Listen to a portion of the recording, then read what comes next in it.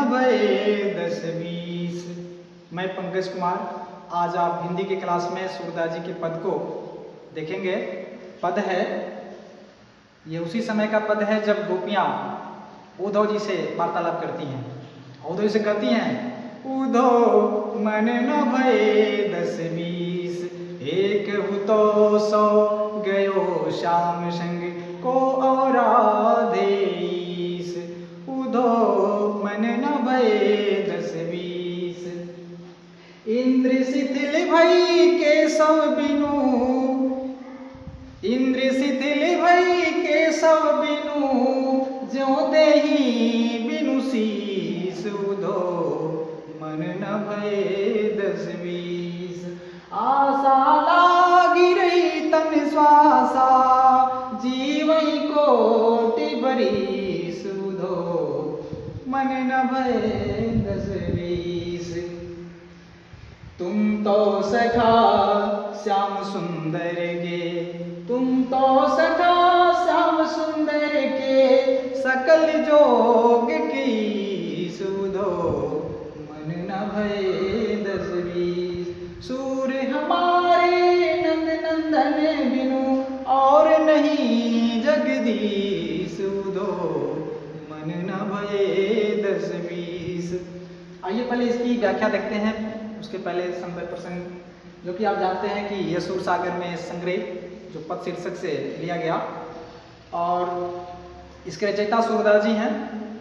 व्याख्या है कि ये पहले तो प्रसंगिक व्याख्या करते हैं, जैसे कि ये इसमें यानी मथुरा से श्री कृष्ण के द्वारा पेठाए या भेजने पर उद्धव जी गोकुल आते हैं और वहाँ गोपियों से योग को अपनाने के लिए, श्री कृष्ण को भूल जाने के लिए चर्चाएं करते हैं, कहते हैं कि तुम लोग योग को अपना लो, इसकी बात करते हैं। परंतु गोपियाँ इसकी एक प्रकार से बातों का किस प्रकार से जवाब देती हैं। वह कहती हैं, उद्धव मन न भये 10-20। इसकी व्याख्या देखते हैं। कहती हैं, उद्धव मन न भये 10-20, हे उद्धव मेरे पास 10-20 हृदय नहीं है, 10-20 मन नहीं है, मेरे पास तो एक ही मन है, हृदय है। एक हु तो 100 गयो श्याम संग, मेरे पास एक ही मन है, एक ही हृदय है, वो भी श्री कृष्ण के साथ मथुरा चला गया है। को औराधेस। उद्धव मन न भये 10-20। अब तुम जो कह रहे हो कि योग विद्या को अपनाने के लिए, निराकार ब्रह्म को अपनाने के लिए, निराकार ब्रह्म की उपासना करने के लिए, तो भला हम को और आदेश किस मन से तुम्हारे बताए गए ईश्वर की उपासना करें और किस मन से आराधना करें, किस मन से ध्यान धारण करें। कहती हैं कि एक हु तो 100 गयो श्याम संग को औराधेस। उद्धव मन न भये 10-20, हे उद्धव मेरे पास 10-20 मन नहीं है, एक ही मन था, वो भी श्री कृष्ण के साथ चला गया। अब तुम ही बताओ कि किस मन से तुम्हारे इसकी हम आराधना करें। इंद्र शिथिल भई केशव बिनु। कहती हैं कि हे उद्धव हमारी इंद्रियां, शरीर की सारी हमारी इंद्रियां शिथिल पड़ गई हैं, कमजोर हो गई है। शिथिल होना माने कमजोर हो जाना। इंद्र शिथिल भई केशव बिनु, केशव यानी श्री कृष्ण के बिना शिथिल पड़ गई हैं। केशव बिनु ज्यों देहि बिनु शीस। ये उसी प्रकार से हमारी शरीर की इंद्रियां शिथिल पड़ गई हैं जैसे ज्यों देहि बिनु शीस, जिस प्रकार से सिर के बिना धड़ होता है, यानी सिर के बिना शरीर हो जाए कोई काम नहीं कर सकता है, उसी प्रकार से बताती हैं कि आशा लागी रही तन श्वासा, आशा लागी रही तन श्वासा, जीवई कोटि बरिस। उद्धव मन न भये 10-20। और कहती हैं कि श्री कृष्ण के आशा में, श्री कृष्ण की इसी आशा में हमारे शरीर में तन श्वासा माने सांस अटका हुआ चल रहा है। इसी आशा और उम्मीद में कि श्री कृष्ण लौट कर आएगा, श्री कृष्ण से मिलन होगी। कहने का मतलब है कि इसी आशा लागे रही तन श्वासा, इसी आशा में हमारे शरीर में सांस अटका हुआ है, धड़कनें चल रही हैं। जीवई कोटि बरिस, और इसी तरह हम करोड़ों बरस, कोटि करोड़ों बरस तक हम जीवित रह सकती हैं। उद्धव से कहती हैं कि हे उद्धव, हम तो श्री कृष्ण के इसी आशा में कि मिलन होगी, इसी आशा में हमारे शरीर में धड़कनें चल रही हैं और हम इसी प्रकार से करोड़ों बरस तक जीवित रह सकती हैं। तुम तो सखा श्याम सुंदर के, हे उद्धव, तुम तो श्री कृष्ण के बहुत घनिष्ठ मित्र हो, बहुत निकट, बहुत घनिष्ठ मित्र हो। तुम तो सखा श्याम सुंदर के सकल जोग के ईश, तुम तो श्री कृष्ण के घनिष्ठ मित्र हो और संपूर्ण योग विद्याओं के एक प्रकार से ज्ञाता हो, अधिष्ठता हो करेगी। तुम तो सखा श्याम सुंदर के सकल योग के ईश, एक प्रकार से तुम योग विद्या के भगवान हो, प्रचंड विद्वान हो। सूर्य हमारे नंद नंदन बिनु और नहीं जगदीश, इसलिए तुम्हें बता देना चाहती हैं, तुम्हें बता देना चाहिए, तुम सुन लो। अंत में सूरदास कहते हैं, गोपियां कहती हैं कि हे उद्धव, इसलिए तुमसे मैं बता देना चाहती हूँ, सुन लो, श्री कृष्ण के सिवाय, श्री कृष्ण के बिना हमारा कोई और दूसरा ईश नहीं है, कोई और ईश्वर नहीं है।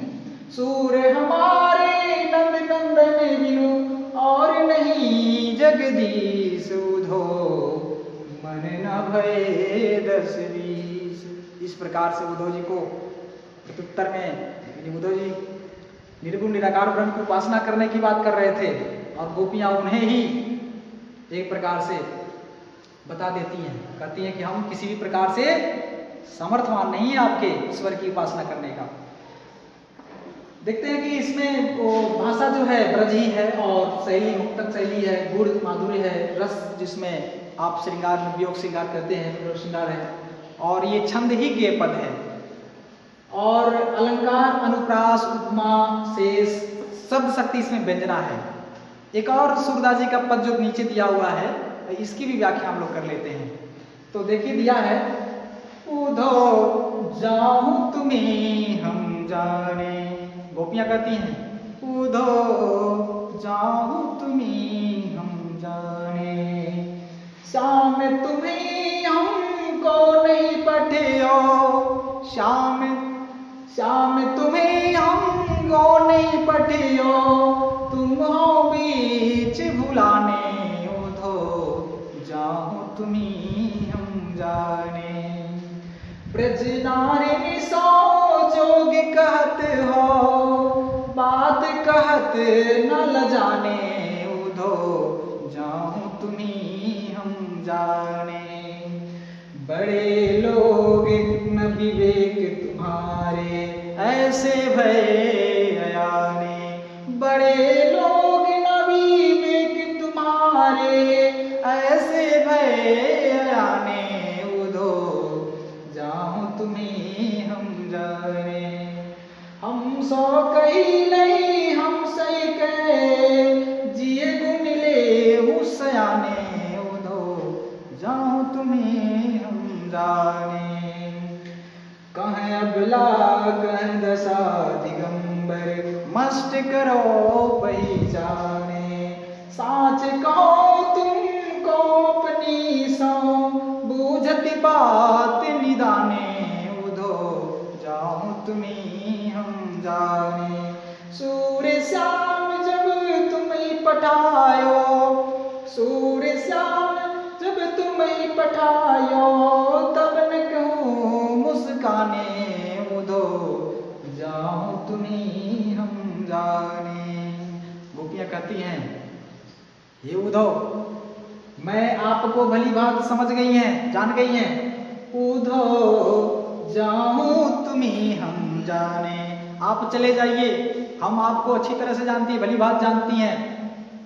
श्याम तुम्हें, यहाँ भी थोड़ी सी प्रासंगिक व्याख्या समझ लीजिए कि उद्धव जी ब्रज में आए हुए हैं मथुरा से, और अपनी योग विद्या का छाप डालना चाहते हैं, परंतु गोपियों का और उद्धव जी से एक प्रकार से जवाब सवाल होते हैं।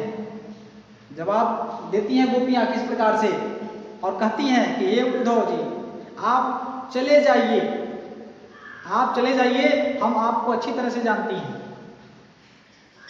श्याम ने तुम्हें हमको नहीं पठियो। श्री कृष्ण, क्या श्री कृष्ण आपको हमारे बीच भेजा है? हमें तो नहीं लगता कि आपको श्री कृष्ण हमारे बीच में आपको भेजा है। तुम हो बीच भुलाने, तुम हम लोगों को भुलाने के लिए इस प्रकार से चले आए हो। ब्रज नारिनी सो जोग कहत हो, बात कहत न ल जाने।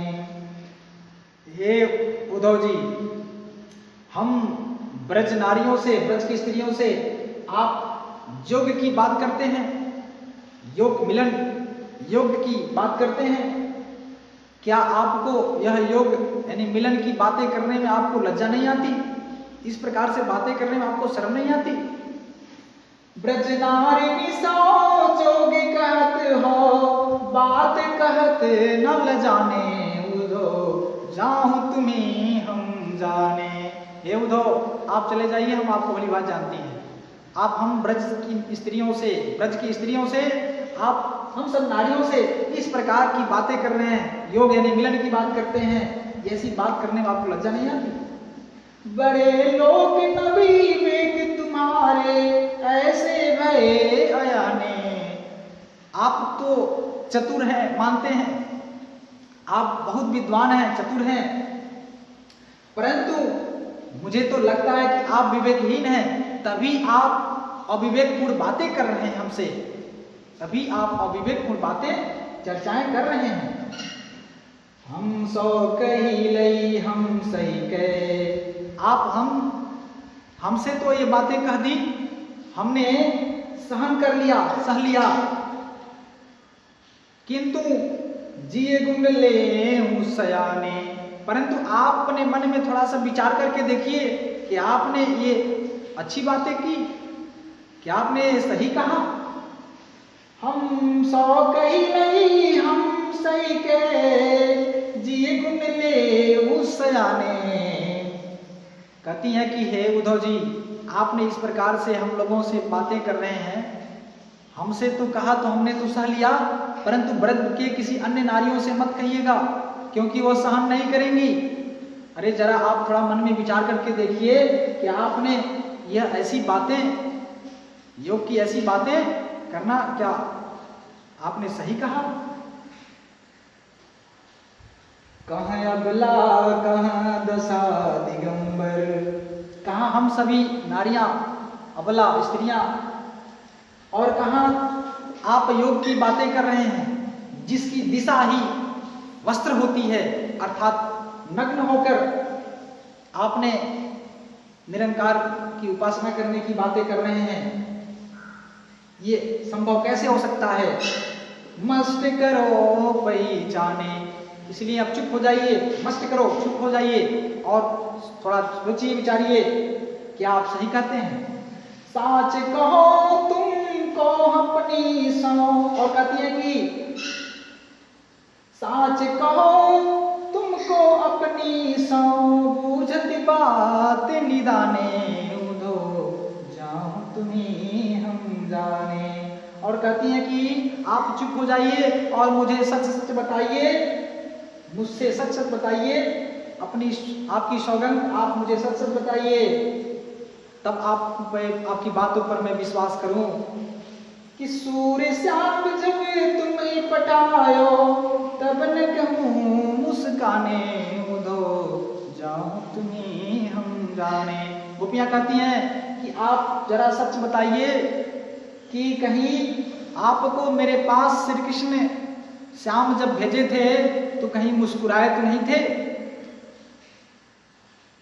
सूर्य, अंत में सूरदास कहते हैं, गोपियां उद्धव जी से कहती हैं कि सूर्य श्याम जब तुम्हें पठायो, कि जब श्री कृष्ण आपको हमें ब्रज में, हमारे पास आपको ब्रज में भेजा था, तब कहीं मुस्कुराए तो नहीं थे?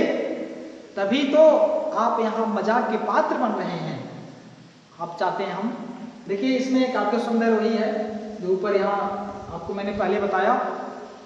अब अगली वीडियो आपको मिलता रहे इसके लिए आप PMCS ऑनलाइन क्लासेस को सब्सक्राइब और शेयर करें, लाइक करें।